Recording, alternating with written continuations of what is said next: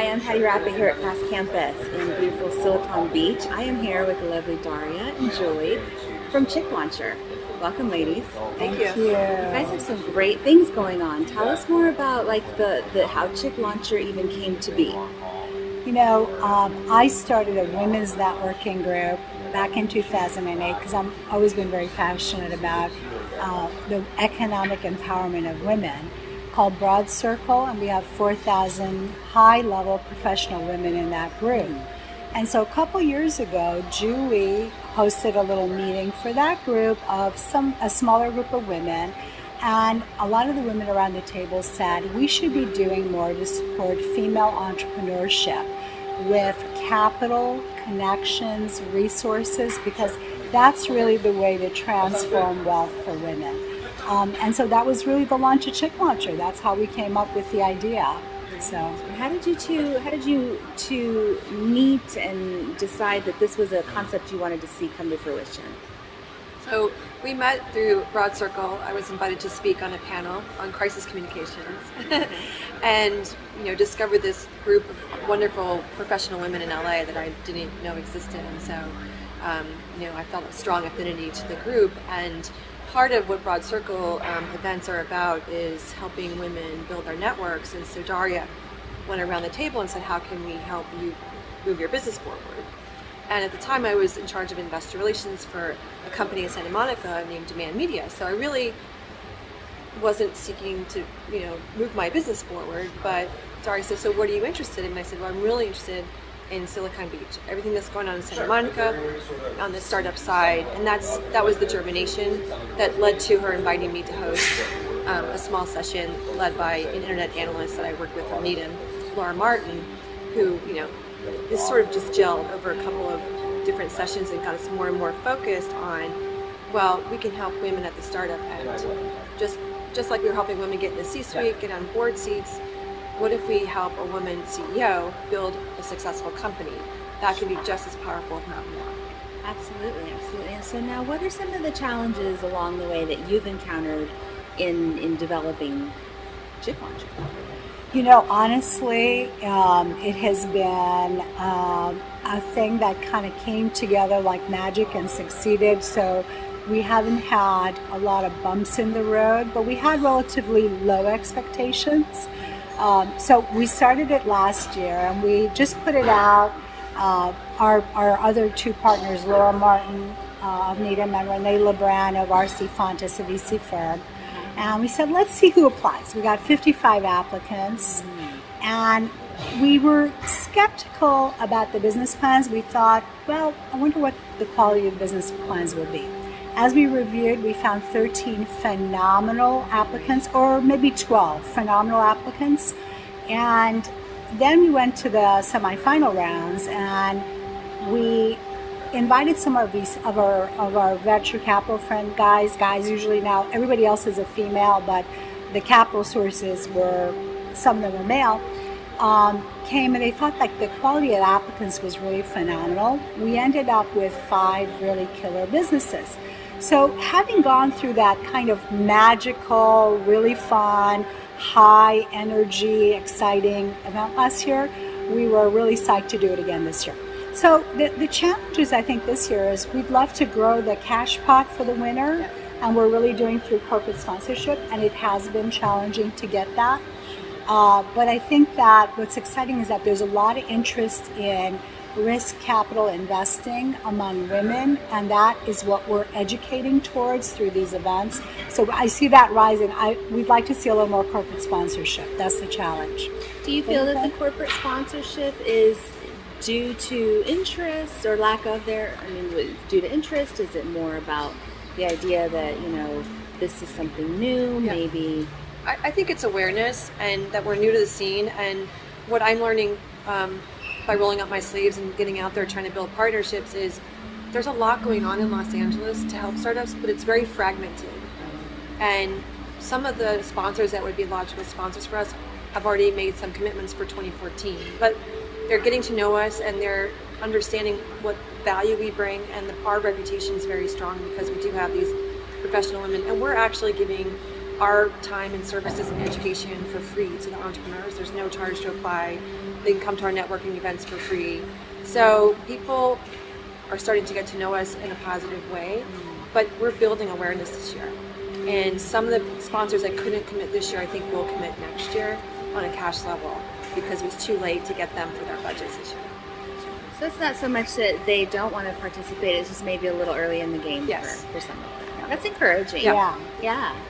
And so now, what the applicants, how have they, you said you had a really good turnout from the very beginning, you had some really good candidates. Have they evolved? Are they getting a little bit more in tune with Chick Launcher, kind of following more of the protocols and that sort of thing a little better? You know, I think last year we had 55 applicants, and it was really through kind of hand-to-hand networking that we rounded those up. And this year there's a little bit more awareness about the possibility of this event and the probability of success at this event for female entrepreneurs. It's a competition that's all women, and we're bringing serious investors in capital and women professionals to the table. So hopefully the applicants will see the benefit, if they're female entrepreneurs, of applying in this kind of a forum and a venue. We'd love to see more applicants, so we've partnered with UCLA and USC and some others to try to get the word out. We need more, knowledge of the event so that we can get more applicants. Okay, now it's no secret that Silicon Beach is a hotbed for startups and wannabe entrepreneurs and all of the activity that's going on, and it's kind of catching on throughout the country. The challenge for you, how can you tell the difference between, a wannabe entrepreneur, wannabe startup venture person out there that has big dreams of putting their ideas out there, and someone that's really serious and going to see their idea to full fruition? I'll let you take that too, but for me, it's been very interesting because we had like 18 to 20 judges last year, and there were 55 applicants, right, and 13 semifinalists. There was a clear herding going on about who the winners were. As you looked at the 13, whether it was the quality of the entrepreneur, the perseverance, the seriousness about the business plan, the understanding of financials, the understanding of business models, there was a market difference between the 13 versus the 55. And even within the 13, those 5 folks that really emerged as the winners, there was a big difference between them and the rest. I think what we would advise entrepreneurs who want to apply is look at this fast pitch competition and look at your audience as professional investor. We've got venture capitalists in our audience, we've got angels, we've got Darya's Morgan Stanley Wealth Management. I come out of investor relations. We've had people who are who have led companies. Deborah Benton, who was president and CEO of Shoe Dazzle, Nasty Gal. So the judges in the audience know their stuff, and we're business people, and we can recognize a real plan when we see one. Yeah. And so we have a specific application form, which is right on our website, that will point them in that direction.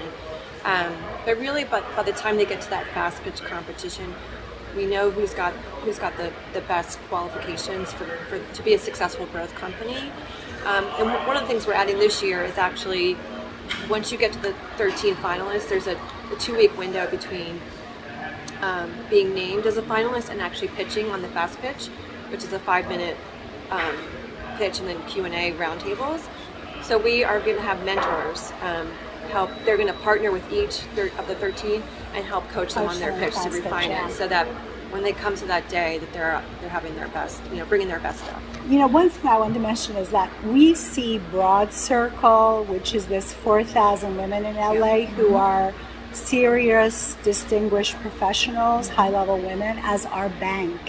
So we go to them for connecting them to this entrepreneurial group.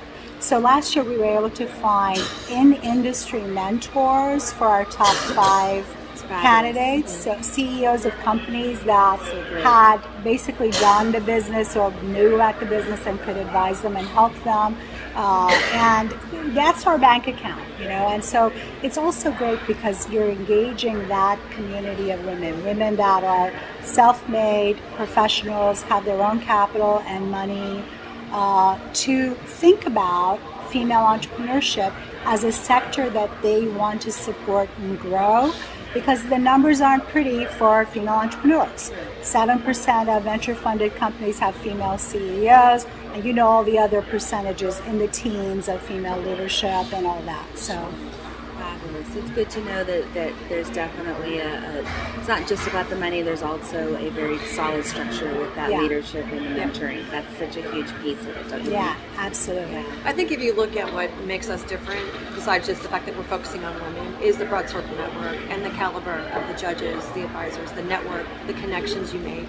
So when I talk to an applicant about why should you care, it's not just the prize for the competition, which last year was $56,000 worth of services in cash, but it's also the connections that you're making. Because for an early stage entrepreneur, the fundraising and the connections are critical, and I think that's one of the gaps for women versus men, is they don't have those contacts to get that first leg of funding.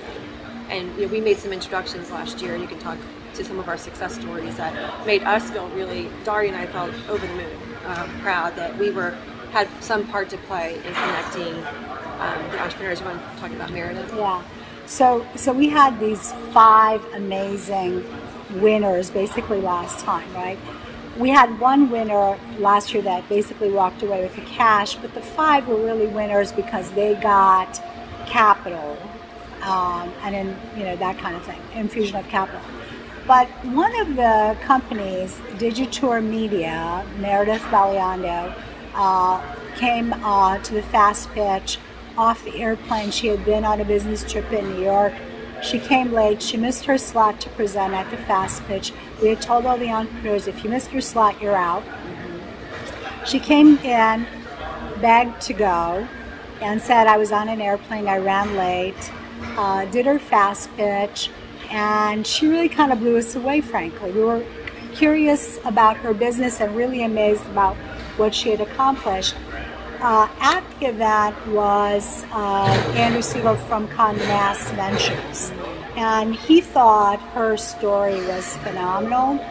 Kind of making a long story short, months went by, and Meredith was able to raise a $3 million round through Andrew and a group that he put together. Around the time that round was announced, there was a front page story about Meredith and Digitour Media, New York Times, Sunday Times. She had done a concert at Citi Field, because what she does is she does social media build-up of talent for the preteen group, and she does these concert events for the preteens. And frankly, when I first heard her story about her business, I didn't understand it, but I happened to have an expert on the sector at home, a 10-year-old preteen girl. Her audience is all 10 to 13-year-old girls. If you look at videos of her events, you see a sea of girls and like 5 cute boys singing, on stage. So we had, this was a great kind of point of thought for me, because this year we've got a Chick Launcher Junior Judges program. So we're really excited about this. We're bringing in girls 9 to 19 years old. They will get to leave school an hour early on October 2nd and come to Chick Launcher Fast Pitch, and they'll get to sit down and listen to the fast pitch. They'll go into another room and do their own judging round based on what they heard. And we've hooked them up with Surefire Girls, which is a program for helping girls with business and entrepreneurship. And there's a teacher that's developed a little curriculum around entrepreneurship for the girls. So, it's fun. They'll get to give $5,000 to their winner. So it'll be interesting, because we'll get to see who their winner is and who our winner is, and which one does better. Yes. Oh my gosh, young women empowering Yeah. women. That is so great. It's a lot of fun. We're excited about What a that. great way Yeah. to really just kind of start Yeah. planting seeds early in life and giving them an opportunity to really Yeah. help their fellow sisters doing great things. I think It's been a great draw for our venture capital guys as well, because they have daughters, and so I think that's so Yeah. great, and it really takes away that edge and that fear of that uncertainty of what it is, tech and business and all these things that are. I'm assuming you're having quite a mixed variety of businesses pitch. Yeah, that's something Yeah. that's also something we should make clear as a differentiator. We're agnostic to industry, so a lot of these competitions are just tech only. So we're telling the entrepreneurs it doesn't matter what your business model is. And quite a few of our applicants last year were e-commerce. They had a product that were selling through an online, distribution model. consumer products. But it was really more of a consumer products company or a fashion company. So I'd say of our 13 finalists, maybe only 2 or 3 were pure tech, and the rest were using technology because they're lean startups. And we are making sure that we have a calibration tool for our judges so that we're going apples to apples across the applicants. And we're really looking for who do we think is going to be the most successful in going to that next round of raising venture capital, because we're serving that part of the market at the very early stage. The women who they might have been part of an accelerator program or an incubator program or friends and family, but they've not gotten professional funding yet. And we're trying to raise visibility for them amongst the community so they can get that introduction to the VCs. That's where we feel like we can best close the gap. So tell me, ladies, how are the companies doing that have won, that have pitched? Any updates? That's great. Great question, because they're doing great.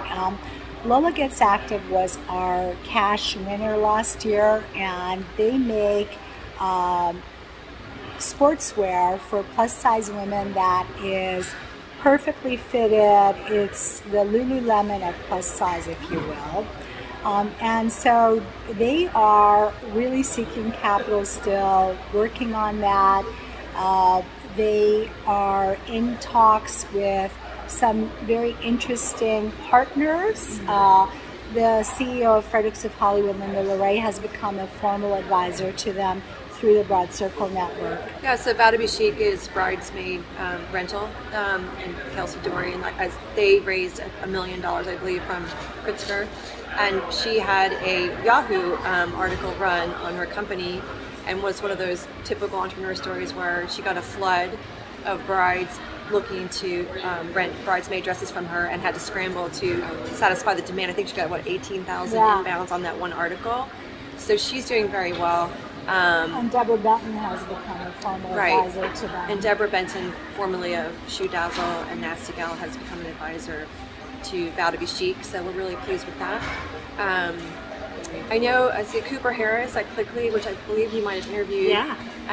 She is one of the pure technology entrepreneurs, and she's still pursuing her dream. So now let's talk a little tactical with the steps. That's a little bit of the scary part, is really prepping for the pitch and prepping for that level of qualification. Mm-hmm. What are some tips that you can give the early startups that are looking to maybe step into this space and really make an impact? Yeah, no, I think one of the things I think is really important for an entrepreneur before they present in front of an investor is to put themselves in the investor's shoes. So what the investor cares about is what's the market opportunity that they're participating in, what problem are they solving, how big is it, and why are they solving it in a different way than it's already out there, what's the competitive landscape, what are their chances of becoming a winner in this space. So really understanding your business proposition, how big can my revenues be, and how fast can they grow, and what are the barriers to that happening.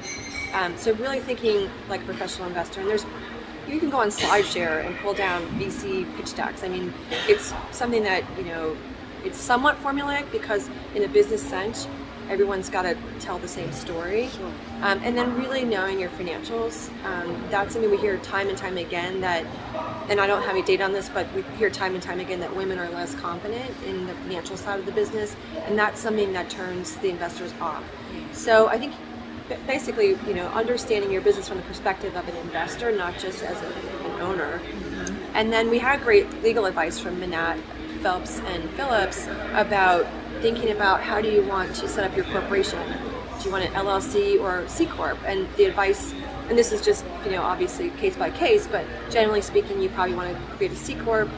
And for your first round of financing, you probably want to use a convertible note. So seeking a great counsel, I think, is important, because what we learned at the networking session hosted by Manat was literally 4 or 5 women came up and said, I wish I'd had this legal advice to start with. I'm having to undo what I did before. I got the wrong advice about how to set up my company. I issued common stock. I'm now having to clean that up. So if you're getting ready to raise financing, not only do you need to have the story down, but legally you need to be prepared to accept that financing in a way that the capital structure is smart. You're not going to have to unwind things down the road. I'm Patty Rappa. Thanks so much for joining us. I'm here with Chick Launcher. It's been such a treat, ladies. Darya Attar. Julie MacMedan. Fabulous ladies doing some fabulous stuff in women in business. What can I say? Thanks so much for joining us. Thank you very much.